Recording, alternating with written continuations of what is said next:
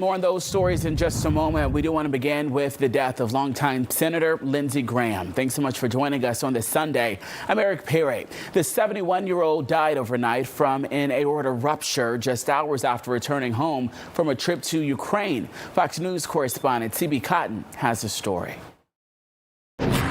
White House flags fly at half-staff following the shocking death of South Carolina Senator Lindsey Graham. His office saying he died overnight of a brief and sudden illness. He was 71 years old. I just can't believe it. He was like a member of the family to me. It's very tough, actually. President Trump says he spoke to Graham just hours before his death, shortly after the Republican returned home from a trip to Kyiv to meet with Ukrainian President Volodymyr Zelensky. And he said, you know, I feel good, but I'm tired. He was fine. I knew him well. He was a fantastic person. Graham, a close ally of the president, was elected to the Senate more than 20 years ago. He became a key figure of the Republican Party, known for his foreign policy work.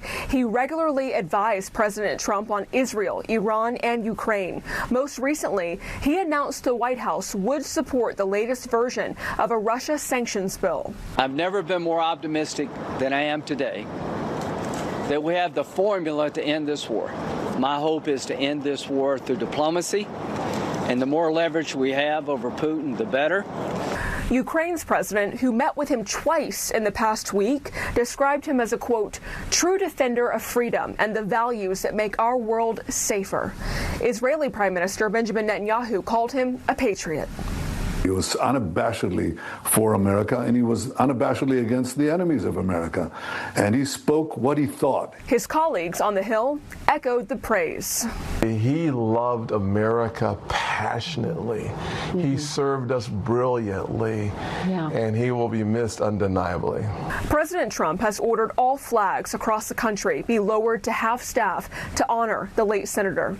In New York, CB Cotton, Fox News. And responses pouring in from state politicians, from Governor Brian Kemp, reading Senator Lindsey Graham was a patriot, an impactful public servant, and friend. He goes on to say his love of this nation, unyielding belief in its possibilities, and defense of its values made him a true force to be reckoned with in Washington.